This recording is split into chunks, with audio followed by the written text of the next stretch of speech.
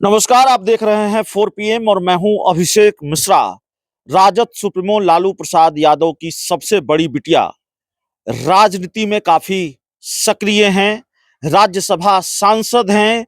2019 का लोकसभा चुनाव उन्होंने लड़ा। उससे पहले का लोकसभा चुनाव उन्होंने लड़ा। पाटलिपुत्रा लोकसभा सीट से 2014 और 2019 का लोकसभा चुनाव वो हार गई। तो लगातार 2 बार से उन्हें मात मिली है।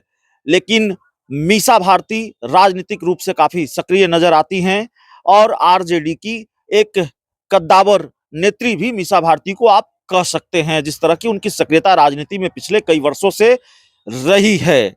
मीसा भारती का जिक्र हम आज इसलिए कर रहे हैं कि सवाल यह है या खबर यह है कि लालू यादव की सिर्फ एक बिटिया ही नहीं, दूसरी बिटिया भी राजनीति में एंट्री करने जा रही हैं और लालू यादव की दूसरी बिटिया की भी राजनीति में एंट्री होने जा रही है 2024 के लोकसभा चुनाव में। अब तक मीसा भारती मोर्चा संभालती थी लालू की बेटियों में और राजनीतिक रूप से काफी सक्रिय थी, लेकिन लालू यादव की एक और बेटी राजनीति में एंट्री करने जा रही है। देखिए, मामला तकरीबन तय है और लालू यादव ने एक तरह से रोहिणी आचार्य को लॉन्च कर दिया है। जी हाँ, रोहिणी आचार्य की हम बात कर रहे हैं। रोहिणी आचार्य जो लालू यादव की एक और बेटी हैं और एक तरह से लालू यादव को दूसरा जन्म उन्होंने दिया है। ये बात लालू यादव ने कई बार स्वीकार भी की है। अपनी किडनी लालू प्रसाद यादव को दे दी, अपने पिता को दे दी और सिंगापुर में किडनी का ट्रांसप्लांट हुआ। तो रोहिणी आचार्य ने जब ये काम किया, अपने पिता को अपनी किडनी दे दी, देश भर में उनकी सराहना हुई, आज भी होती है। रोहिणी आचार्य राजनीति में नहीं है, रोहिणी आचार्य राजनीतिक रूप से उतनी सक्रिय नहीं हैं, लेकिन रोहिणी आचार्य सोशल मीडिया पर काफी सक्रिय होती हैं। राजनीतिक चीजों में सोशल मीडिया के जरिए उनकी दिलचस्पी रही है। राजनीतिक बयानों पर, लालू यादव के राजनीतिक विरोधियों पर रोहिणी आचार्य का रिएक्शन आता रहा है, सोशल मीडिया पर पलटवार होता रहा है।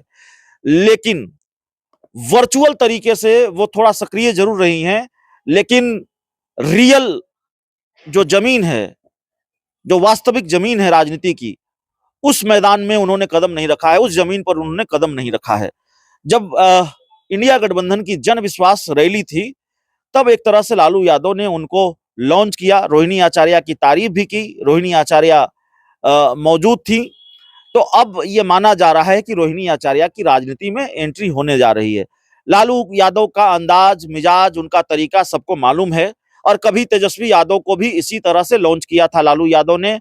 और तेजस्वी यादव आज किस तरीके से राजनीति में सक्रिय हैं, आरजेडी में उनकी किस तरह की स्वीकारता है और आरजेडी का सबसे बड़ा चेहरा है, सिर्फ इसलिए नहीं कि वो लालू यादव के बेटे हैं, बल्कि तेजस्वी यादव ने समय समय पर खुद को साबित भी किया है और अपने परफॉर्मेंस से भी, अपने काम से भी आरजेडी में अपनी स्वीकारता बढ़ाई है, संगठन में अपनी स्वीकारता को स्थापित किया है। तो रोहिणी आचार्य तेजस्वी यादव की तरह, तेज प्रताप यादव और मीसा भारती की तरह लालू यादव की परिवार की एक और सदस्य जो अब राजनीति में एंट्री करने जा रही हैं। सवाल है कि 2024 के लोकसभा चुनाव में उनकी एंट्री कहां से हो रही है, किस लोकसभा सीट के जरिए उनकी पॉलिटिकल एंट्री होने जा रही है।